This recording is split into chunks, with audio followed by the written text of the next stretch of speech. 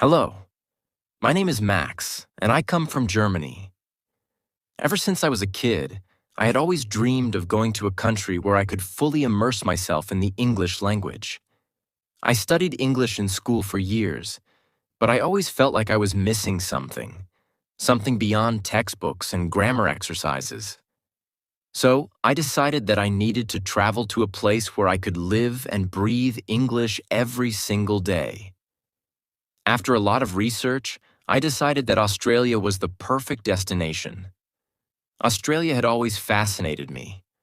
From its stunning landscapes like the Great Barrier Reef and Uluru, to the vibrant city life in Sydney, everything about it seemed so different and exciting.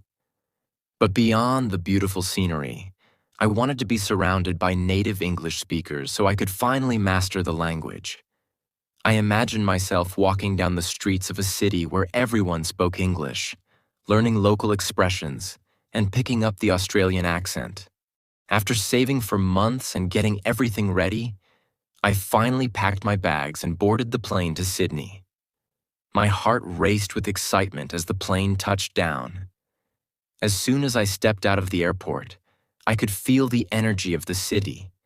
The air was warm, and the smell of the ocean made everything feel fresh and new. I couldn't believe it. I was finally in Australia, ready to start my English learning adventure. The first thing I noticed was the cheerful greeting of the people.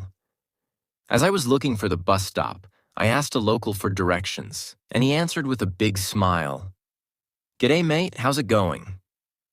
I was a little surprised by the casual greeting, but I quickly realized that Australians were friendly and down to earth.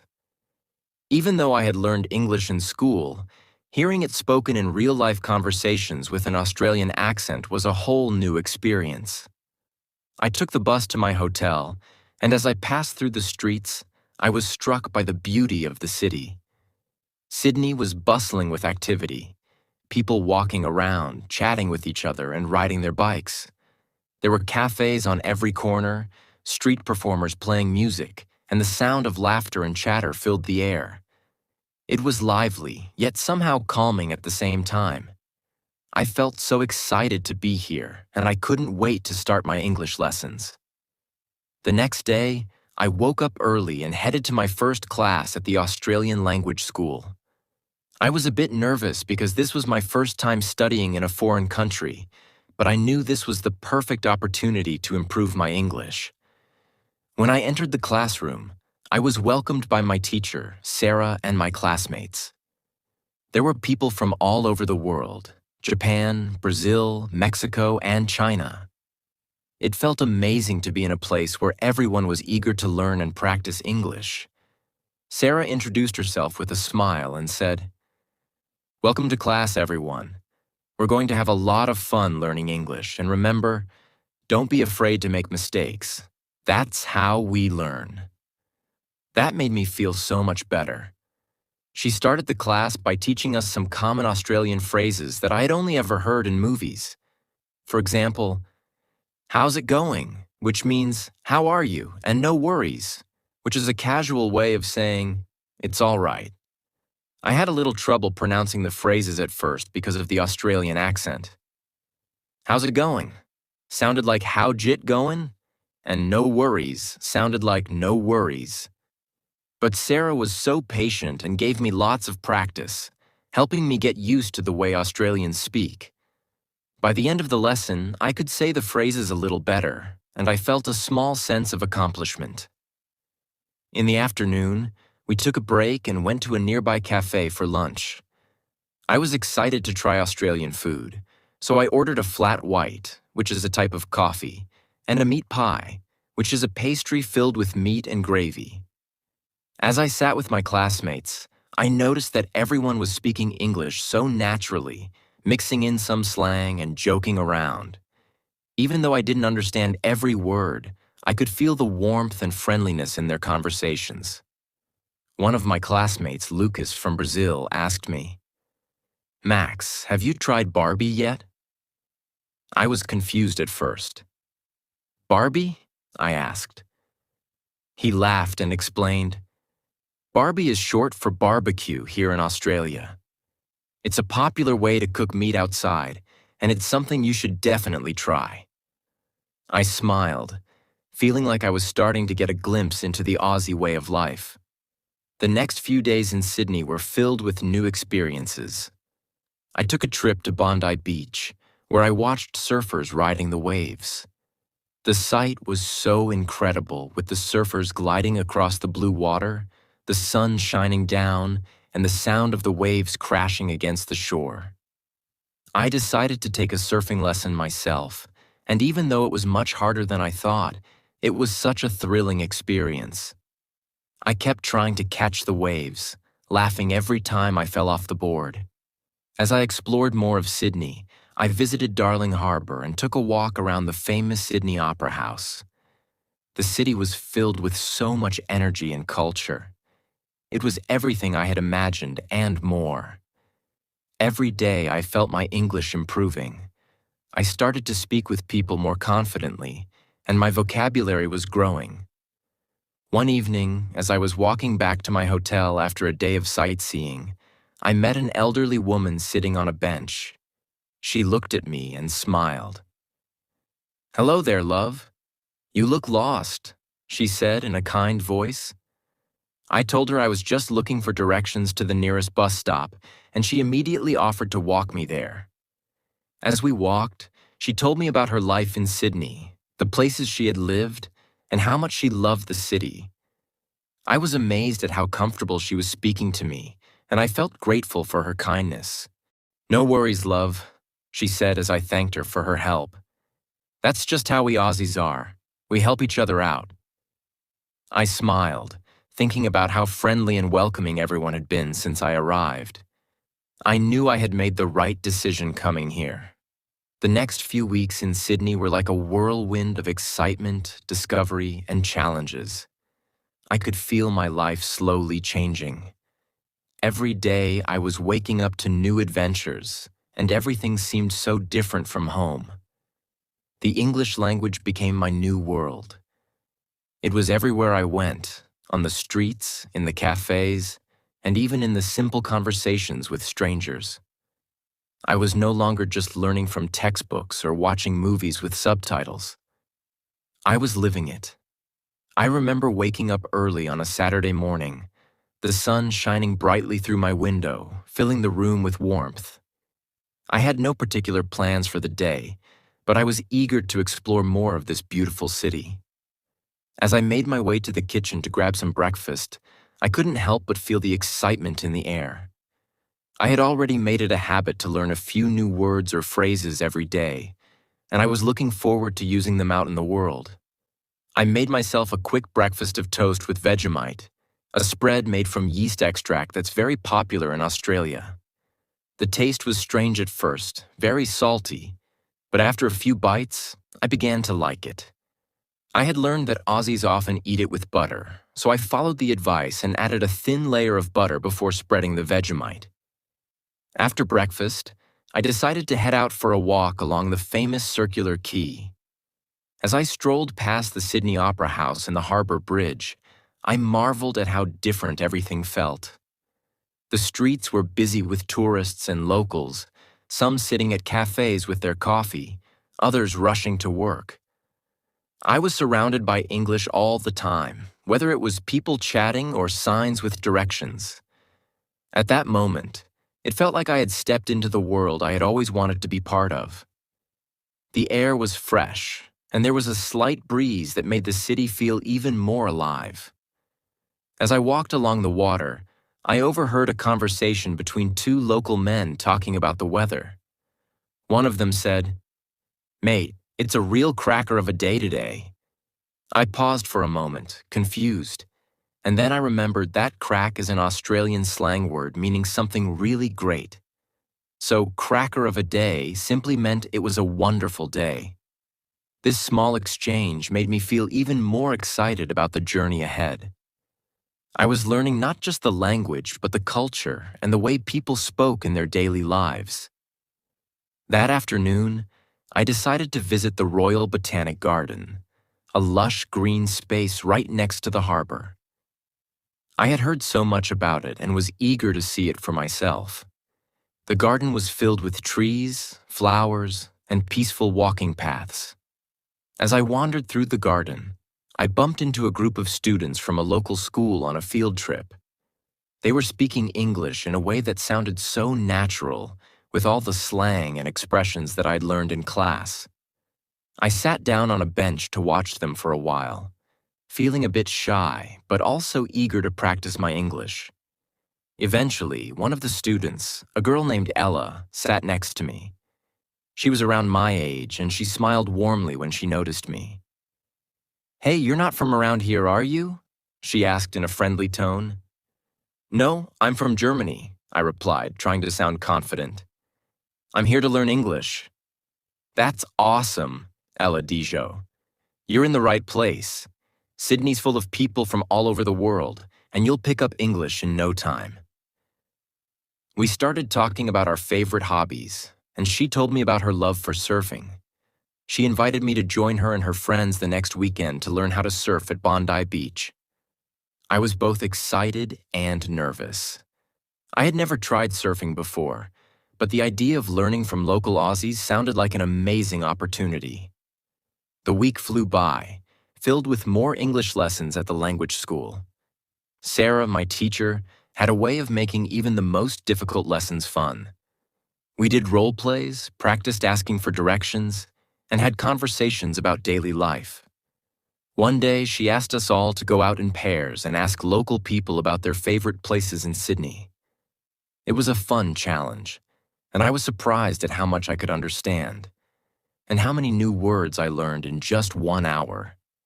As the weekend arrived, I was both excited and nervous about my first surfing lesson. I woke up early and met Ella and her friends at Bondi Beach. The sun was just starting to rise, and the beach was peaceful with only a few early risers jogging along the shore. Ella handed me a surfboard, and her friend Tom gave me some basic instructions. "Don't worry if you fall off a lot," Tom said with a smile. "That's part of the fun. Just keep trying and you'll get it." I nodded, feeling a mix of nerves and excitement. I waded into the water, and soon I was paddling out on the board, trying to catch the waves. At first, it was incredibly hard. I fell off the board so many times, but every time I did, I laughed. The salt water splashed into my face, and I couldn't stop smiling. After a while, I started to get the hang of it. I stood up on the board for just a few seconds before losing my balance and falling again. But those few seconds felt like the greatest achievement of my life. As I made my way back to the shore, I was full of energy, and my friends cheered for me. "That was awesome, Ella Grito. You did great for your first try." I smiled, feeling proud of myself. It was such a memorable experience, and I could feel my confidence growing, not just in surfing, but in speaking English too. The more I spoke with people, the more comfortable I became. After surfing, we all headed to a cafe near the beach. Over lunch, we chatted about our dreams, our lives back home, and the differences between our countries. I shared my goal of improving my English, and they all encouraged me to keep going. It was moments like these that made me realize how much I was learning and growing, not just as an English speaker, but as a person. That evening, as I sat on the beach, watching the sunset with my new friends, I felt so grateful for this incredible journey. I thought about how far I had come in such a short time. A few weeks ago, I had never imagined I would be surfing in Australia, speaking English with new friends, and feeling like part of something bigger than myself. The experience wasn't just about learning a new language. It was about immersing myself in a culture, making new connections, and growing in ways I never thought possible. Every day felt like a new chapter, and I was eager to see what would happen next. The next few weeks in Sydney continued to surprise me in the best ways possible. Every day felt like a new adventure, full of new people, new places, and most importantly, new lessons in English. I had already been in Australia for over a month, but it still felt like I was just beginning to understand the full beauty of this place, both in terms of language and culture. One morning, I woke up early with the sun peeking through my window, bringing a soft warmth to the room. It was the beginning of a new week, and I felt a rush of excitement for what was ahead. I had made it a routine to get up before sunrise because the city had a different kind of energy in the early hours. People in Sydney seemed to live with purpose, moving quickly, but there was always a sense of calm in the air. I was starting to love that quiet, peaceful time in the morning when the world seemed to be waking up around me. For breakfast, I prepared something simple: avocado toast. This was a typical Aussie breakfast, and I'd quickly grown fond of it. The rich, creamy texture of avocado spread on warm, toasted bread with a sprinkle of sea salt and a dash of lemon juice felt like the perfect way to start my day.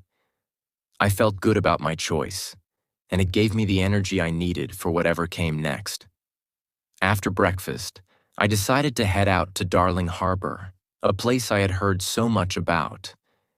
It was a beautiful part of Sydney, known for its large shopping malls, fancy restaurants, and attractions like the Sea Life Sydney Aquarium. I knew that the more I explored, the more opportunities I would have to speak and practice English with others. As I walked along the water towards Darling Harbour, I couldn't help but notice how different the city felt each day. The streets were always bustling with people from all over the world, speaking in so many different accents. But despite all the differences, everyone seemed to understand each other. English was the bridge connecting us all. At Darling Harbour, I entered a cozy cafe by the water and ordered a flat white, an Australian-style coffee that was similar to a latte but with less foam. As I waited for my coffee, I practiced some of the new phrases I had learned in class. I had been working hard to understand the Aussie slang, and I had a list of expressions I wanted to try out. I practiced them in my head, waiting for the right moment to use them. The barista, a young man with a friendly smile, handed me my coffee and said, "Cheers, mate." "Cheers," I replied, smiling back. My heart raced a little with excitement. It was such a small moment, but it felt like a victory. I had just used one of the slang words I'd been learning. It wasn't perfect, but it felt so good to finally be part of the conversation.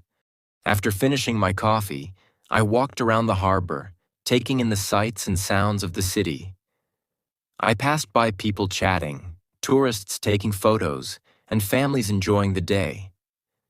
There was a group of young people near the water speaking in English, and I decided to join them.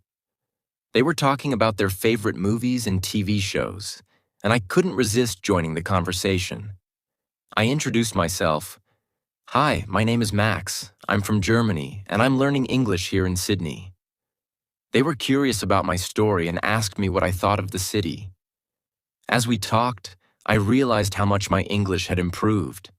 I was no longer afraid of making mistakes. Instead, I focused on expressing myself and connecting with others. We spent the next hour talking about our favorite movies, music, and the things we loved about Sydney. The conversation flowed easily, and I felt like I was finally becoming part of this vibrant city. Later that day, I took a ferry ride to Manly Beach. The ferry ride itself was amazing. The views of Sydney Harbour from the water were breathtaking. The Opera House and Harbour Bridge looked even more beautiful from the ferry, and I couldn't stop staring at the stunning skyline of the city. When I arrived at Manly, I was ready for another adventure. I'd heard that Manly was one of the best places to experience the Australian beach lifestyle. I walked along the beach, feeling the soft sand under my feet and the warm sun on my face. People were swimming in the ocean, playing beach volleyball, and enjoying the day. I sat down on the sand, pulled out my notebook, and began to write about my experiences so far in Sydney.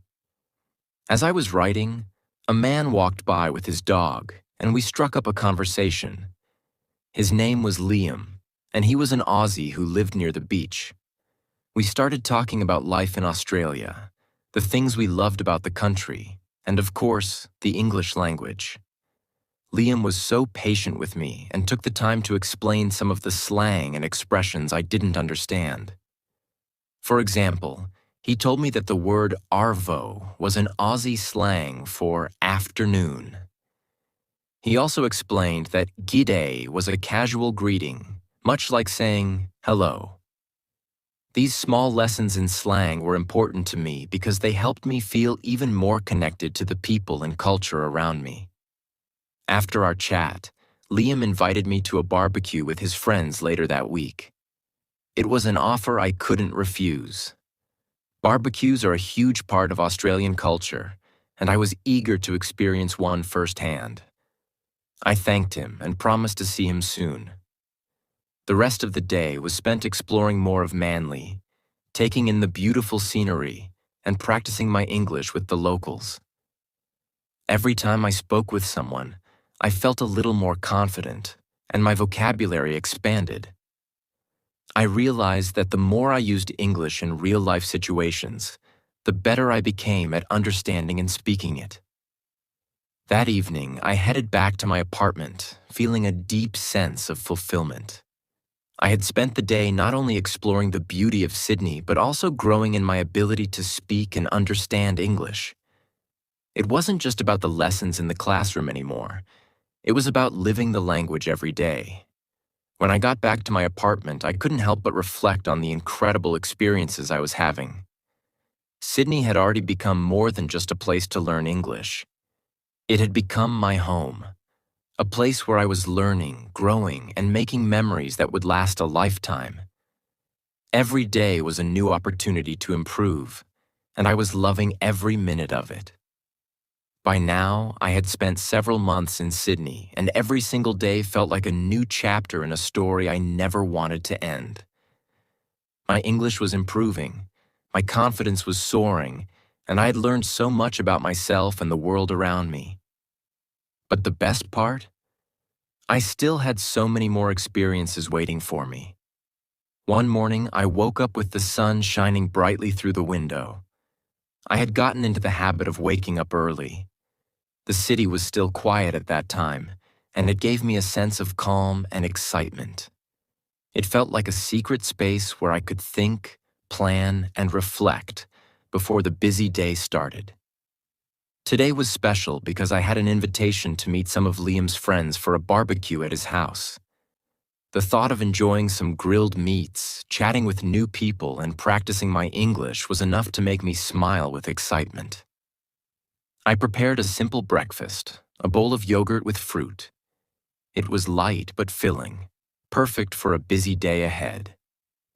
The day was warm, and I could hear the distant sound of seagulls outside. Sydney's atmosphere always made me feel alive. I wore something comfortable for the barbecue, a casual t-shirt and jeans. It wasn't a fancy event, but I wanted to look nice and presentable. As I stepped out of my apartment, I could feel the warmth of the Australian sun on my face, and I was reminded of how lucky I was to be here, learning English and experiencing so much. When I arrived at Liam's place, his house was surrounded by trees and flowers. It was a cozy little home with a big backyard perfect for gatherings. Liam greeted me with a big smile and a friendly, "G'day, mate." I smiled back, excited to be part of this moment. It was moments like these that made me feel so much closer to the culture here. The warmth of the people, the easygoing lifestyle, and the friendly atmosphere made me feel like I was truly at home. There were already a few people there, all of them chatting and laughing. I felt a little nervous at first, as I didn't know them well, but I reminded myself that this was a great opportunity to practice my English. As I joined the group, everyone was so welcoming, and soon I found myself talking with them like I had known them for years. Liam introduced me to Sophie, a girl from Melbourne, and Jake, a guy from Perth. They were both really friendly and interested in learning about my life in Germany. Sophie asked me, So, Max, what's it like in Germany? I've heard it's beautiful. I smiled and replied, Germany is amazing. The cities are full of history, and the countryside is so peaceful. But here in Australia, everything feels so open and relaxed. The people are so friendly, and the weather is incredible. As we continued talking, I noticed that every time I spoke, I felt more confident in my English. I wasn't worried about making mistakes anymore. I was so focused on enjoying the conversation and learning new words and phrases that I didn't even care if I got something wrong. People were patient, and they helped me understand the words I didn't know. Sophie asked, Max, do you know any Aussie slang? You've been here a while now, right? I grinned. I've learned a few words. Like, I know that arvo means afternoon and bogan is a funny way to talk about someone who is a bit rough around the edges. Liam laughed. You're getting the hang of it, mate, but let me teach you a few more. He taught me some new expressions like cheers, which means thank you, fair dinkum, which means genuine or real, and she'll be right, which means everything will be okay. It was so much fun to learn these new phrases because they made me feel even more connected to the people around me. Every time I used one of these phrases, I could see their faces light up with a smile. The barbecue was amazing. There were sausages sizzling on the grill, and the smell of grilled onions and steak filled the air. Everyone was chatting, laughing, and enjoying the food. The atmosphere was relaxed, and I could see why barbecues were such an important part of Australian life. It wasn't just about the food. It was about bringing people together, sharing stories, and having fun. As the afternoon turned into evening, the group decided to head to the beach. We all hopped into cars and drove to Bondi Beach, one of the most famous beaches in Sydney. The drive was beautiful, with the sun slowly setting behind us. When we arrived at the beach, the view was breathtaking. The soft golden light of the evening sun made the ocean shimmer, and the sound of the waves crashing against the shore was soothing. We walked along the beach, chatting about life, travel, and all the places we wanted to visit. I learned so much from my new friends. Liam told me about his trip to New Zealand, and Sophie shared her dream of traveling to Europe. Jake, on the other hand, had just returned from a long road trip across Australia, and he had plenty of interesting stories to tell. As we walked, I couldn't help but feel grateful. I had come so far in my English journey, and moments like these made everything worth it. I had started out unsure of myself, but now I was able to have real conversations with people from all over the world. English was no longer just a subject I studied in a classroom. It was the language that connected me with others, allowed me to make friends, and helped me explore the world around me. The night ended with a bonfire by the beach. We sat in a circle, roasting marshmallows and telling stories. The fire crackled, and the warmth of the flames added to the cozy feeling of the evening. As I looked around at my new friends, I realized just how much I had learned, not just about the English language, but about life, culture, and the beauty of human connection. Before heading back to my apartment that night, I took a moment to reflect on everything I had experienced in Sydney. The journey wasn't always easy. There had been challenges, moments of doubt, and times when I felt frustrated with my progress. But those moments were part of the journey, and they made me stronger.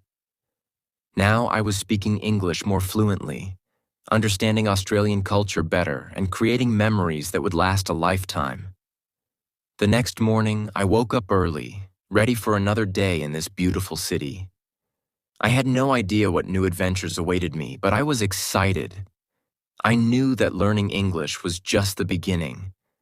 The world was full of opportunities, and I was ready to embrace every single one of them.